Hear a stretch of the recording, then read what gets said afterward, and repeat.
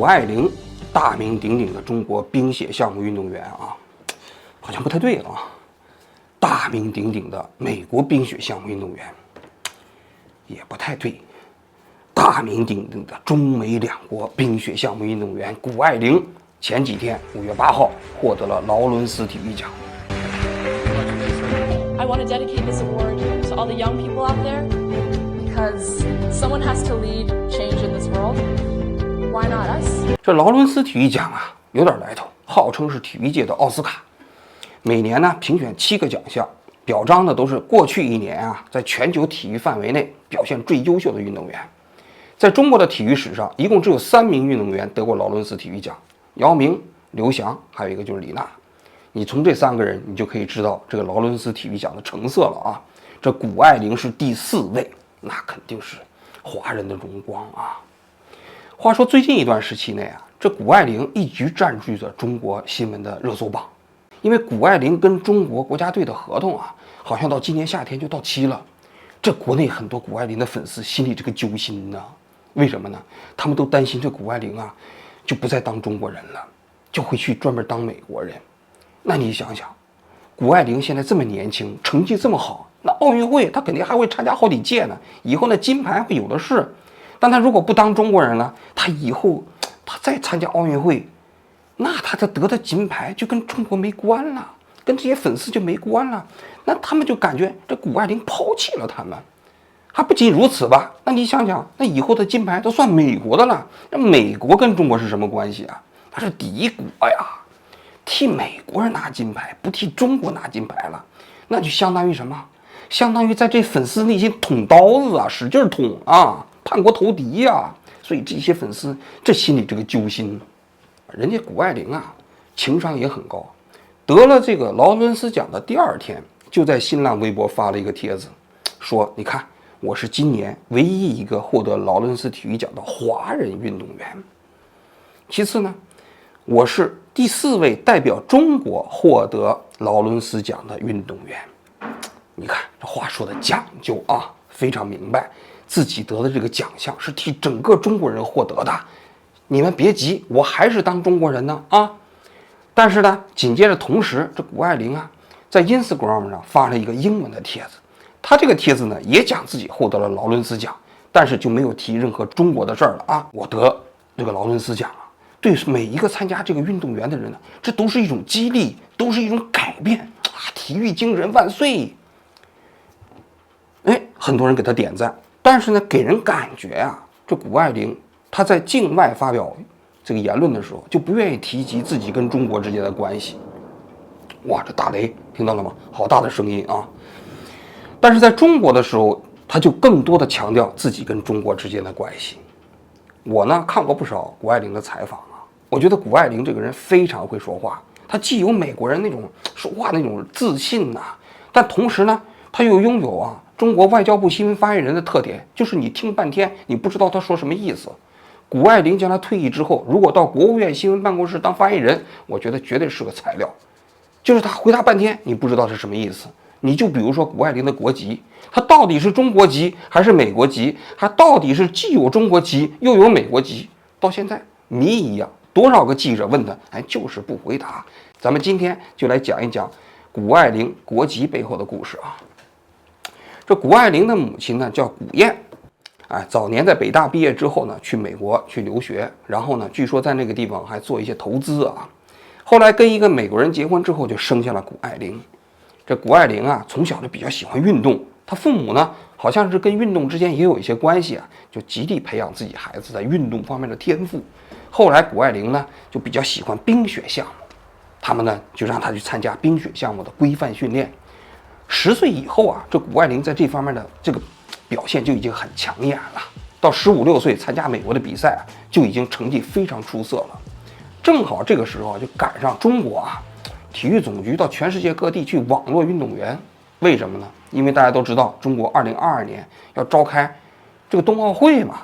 那中国的冰雪项目的水平过去一直比较低，所以中国体育总局就想在全世界各地去规划一批这个运动员，然后呢就找到了谷家。那谷家呢就同意啊，这个谷爱凌啊加入中国国籍。因为谷爱凌是在美国出生的嘛，他天然具有美国国籍啊，但是由于他母亲同时呢是中国籍啊，所以他有理由、有条件加入中国国籍。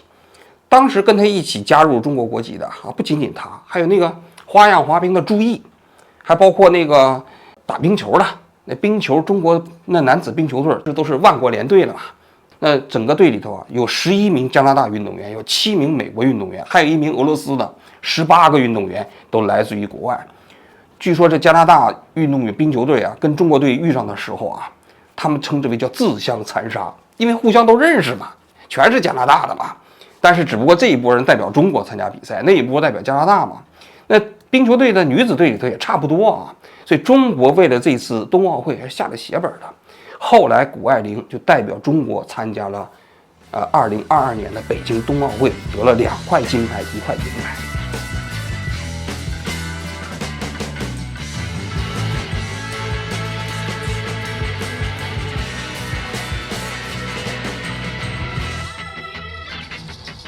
这谷爱凌在奥运会期间就受到了媒体的广泛关注，主要是2个原因。一个原因就是关于规划运动员的，就这一届冬奥会上大量的非中国籍的规划运动员参赛，然后中国的成绩又比较好，那就引起了国际体育界的一些议论嘛。另外一个因素就是关于谷爱凌的国籍问题，这里头有个背景，就是中国的国籍法应该差不多可能是全世界最严格的，它不承认双重国籍。也就是说，假如说你是中国国籍啊，你加入了美国国籍，那你就等于自动丧失了中国国籍。中国不承认双重国籍，一旦被发现，马上把你中国国籍取消了。大家都知道，有些人现实生活中在中国拿了国籍之后，到美国拿了美国国籍，但他又不想放弃中国国籍嘛。网上你去搜一下，从这些拥有双重国籍的人呢，他怎么避免在进出中国海关的时候出问题？为什么？因为你一旦要是搞错了，被中国海关发现你同时具备中国国籍和美国国籍的话，立刻中国就会认为你的中国国籍作废了，就会把你的护照给你剪掉。同时，现在公安部跟海关信息都联网了，他会把你的户籍同时也注销掉。如果你在国内，就不让你出国了，你必须把这手续办完。如果你在国外，他可能会拒绝你入境，这个管的是非常严的。但是对于外籍人士呢，你要想加入中国国籍啊，它也非常明确的规定，你必须放弃国外的国籍，不得保留你原先这个国籍。那就带来了一个问题啊，那谷爱凌她既然代表中国队参加奥运会，你必须是中国的国籍，而且在这个国家里头居住时间还不能少于3年。那其实啊，虽然说这居住时间可以做一点这个通融，但是这个国籍是个硬杠子。后来奥运会其实也印证了，这谷爱凌其实就是代表中国嘛，有国籍嘛。包括当时中国驻纽约的领事馆也讲了，谷爱凌其实是必须有中国的国籍或者是中国的绿卡才可以参赛。那么紧接着问题就是，那谷爱凌有中国国籍的情况下，那她还有美国国籍吗？因为美国啊，谷爱凌出生在那个地方，按照美国国籍法的规定，她自动就拥有了美国的国籍。那她加入中国的国籍之后，她放弃美国的国籍吗？其实这个问题啊，当时很多人就是问他，我觉得这个谷爱凌真的是会说话。One thing we've been trying to clarify, are you still a U.S. citizen or how's that work?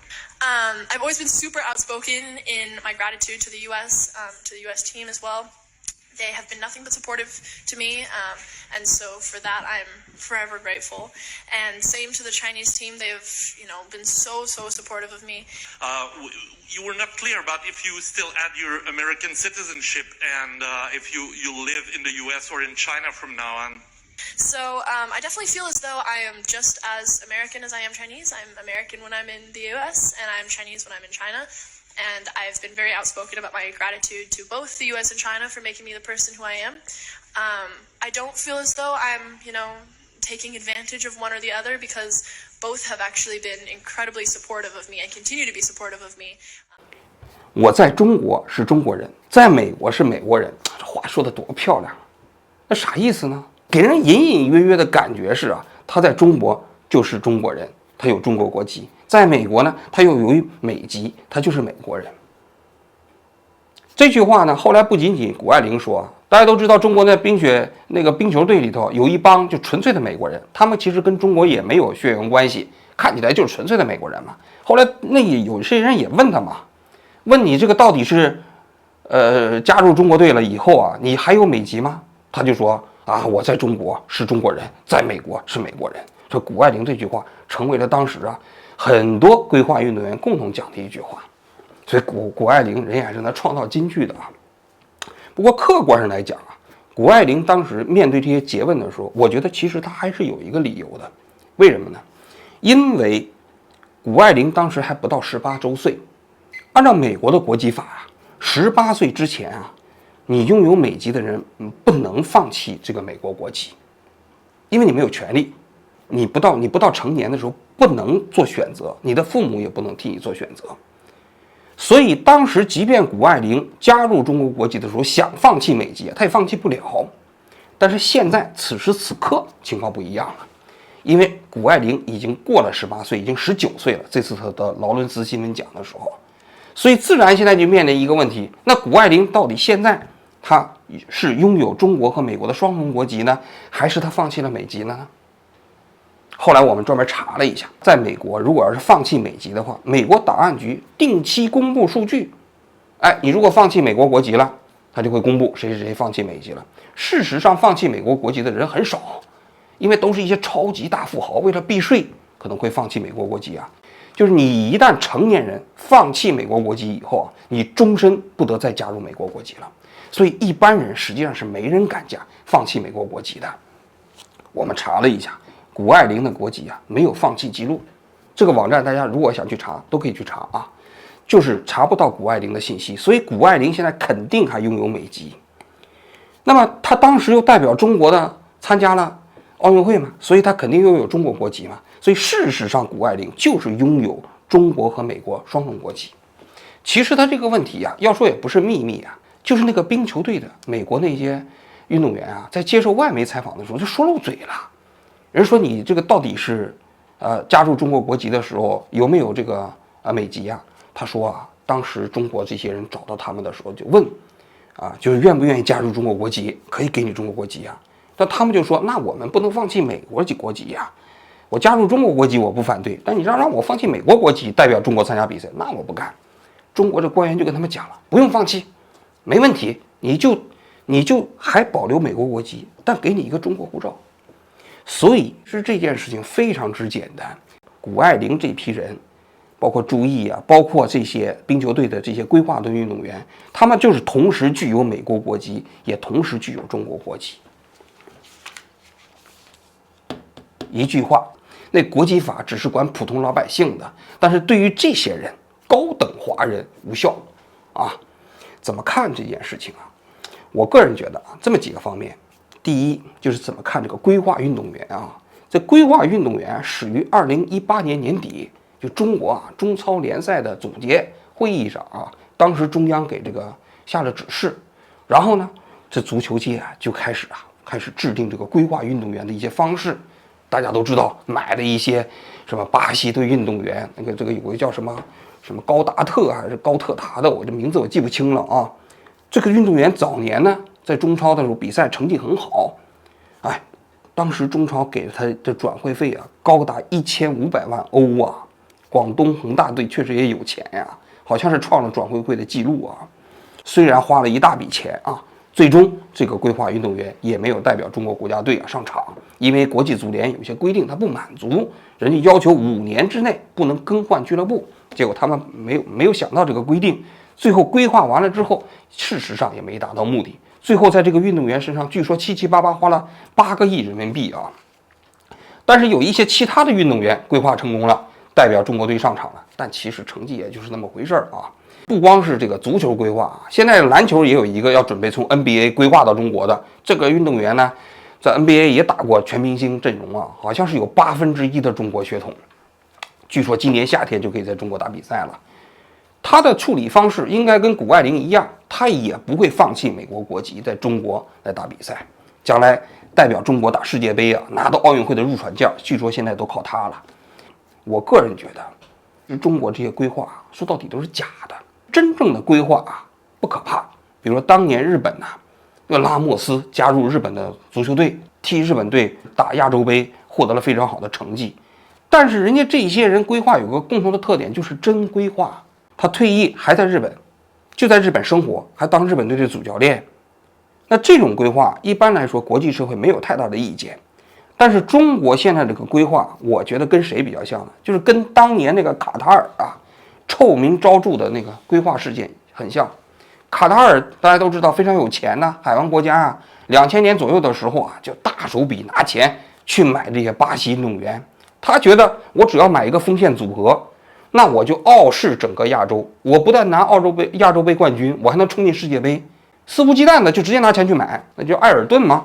结果后来国际足联就不干了，说你这个不行，还是制定规则，说你要加入这个国籍，你要么是父母，你要么你出生在这个国家，要么你父母在这个国家，要么你祖父母是这个国家的。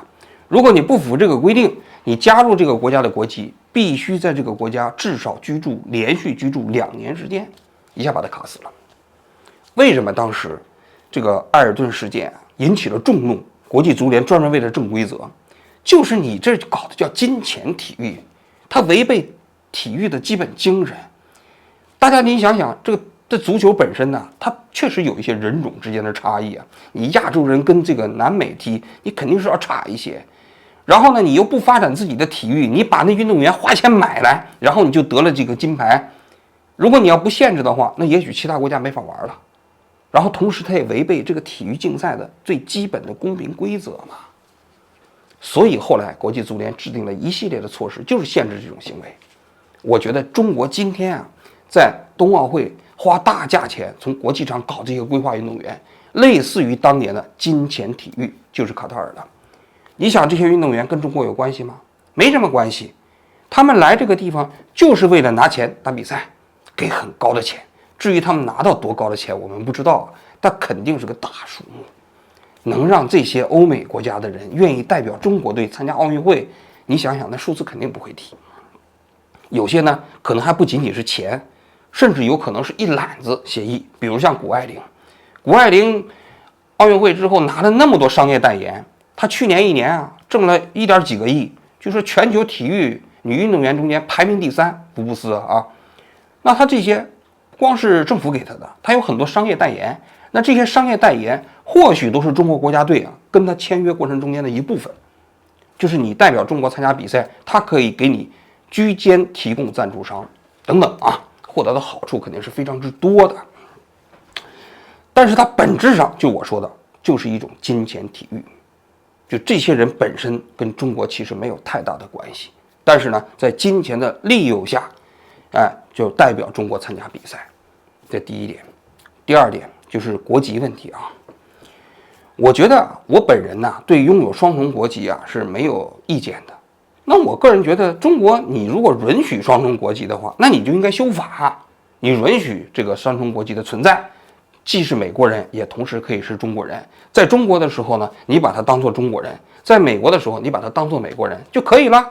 许多国家就是这么处理的，事实上，美国就是这么处理的。美国虽然承认双重国籍但是你在美国，他就会只把你当作美国人，他不会把你当作其他国家的人。你到第3国，你如果不拿美国护照，他也不把你当作美国人。这个很简单，领事保护嘛的基本原则就是确定你到底属于哪个国家，被哪个国家保护。但是中国呢，现在是什么呢？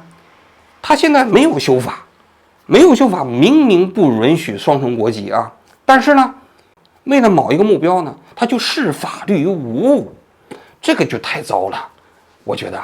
那你想想，我们法治的基本精神是什么？就是法律面前人人平等嘛。你不能因为你是谷爱凌，你这国际法就作废了，让普通人这国际法就收拾你。你不能因为是谷爱凌，你拿着中国护照，你冲中国海关就可以出去，直接去加拿大，直接去美国。普通人，你如果是有2本护照，你拿中国护照出去，直接去加拿大，让那个海关逮住之后，就直接把你护照给你剪了。那你这个国际法还有什么用啊？那不就是废纸一张吗？有人说中国的法最大的法就是领导的看法，是吧？讽刺中国的法律都是一张纸，那你这不是明显的给人授人以柄吗？这是第2点。第3点，为什么会出现这件事情我个人觉得，其实这件事情决定的肯定不是体育总局。体育总局当时操办谷爱凌这件事情的人呢已经被抓起来了，但这件事情的决定肯定不是体育总局能够决定的，甚至也不是国务院能决定的，因为它涉及到公安部嘛，户籍管理和国籍管理嘛。那国务院说实在，你能指挥到公安部吗？指挥不了。所以这件事情拍板决定，谷爱凌这批规划运动员可以同时拥有中美两国的国籍，在我看来，只有一种可能，就是习近平亲自批示允许。那么为什么习近平会亲自批示允许谷爱凌这批人呢可以同时拥有中美两国的国籍，违反中国的国籍法呢？其实也很简单，中国这些领导人都好大喜功，都想在历史上记一笔，就跟那当时那个古代的皇帝要到那个泰山去封禅一样，对吧？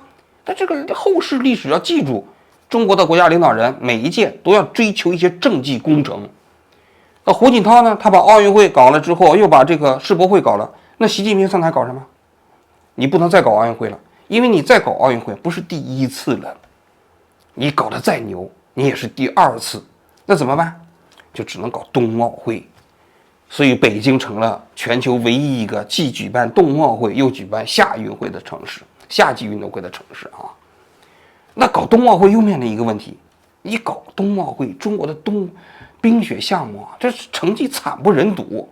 那你搞了半天，你把他们都请来了，中国一块金牌也得不着，那搞半天有啥意思，是吧？也不能证明大国崛起、民族复兴。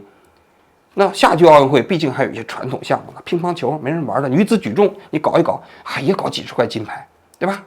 那冬奥会怎么办？连这种项目也没有啊！你冰壶你就来训练，你也得不了金牌啊！就想到了这种方式，花钱去买呀，就把这美国的运动员都搞到中国来，给他们钱，想要多少给钱，然后呢，国籍不愿意放可以，只要你能代表中国打比赛，能够把这一届的冬奥会给我整上去，其他的都没问题。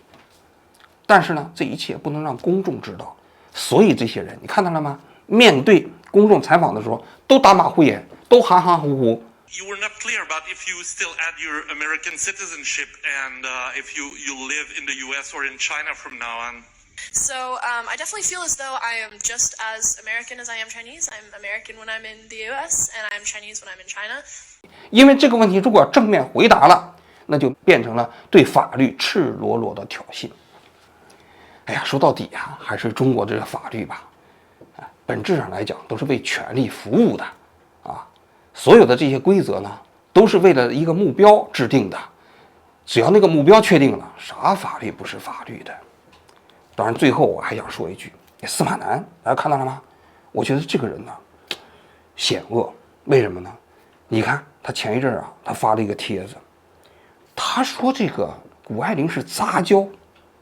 杂交这个只是说是形容动物或者植物，那你想想，谷爱凌现在是为国增光的这么一个民族英雄啊！你这个司马南，你竟然称谷爱凌是杂交，我觉得这司马南的用心极其险恶，这就相当于那侮辱英烈罪了，知道吗？我觉得我们中国要想维护谷爱凌的这个成绩荣誉这司马南不能放过他，有关部门赶紧把司马南给收拾了。好，我今天就讲这，谢谢大家。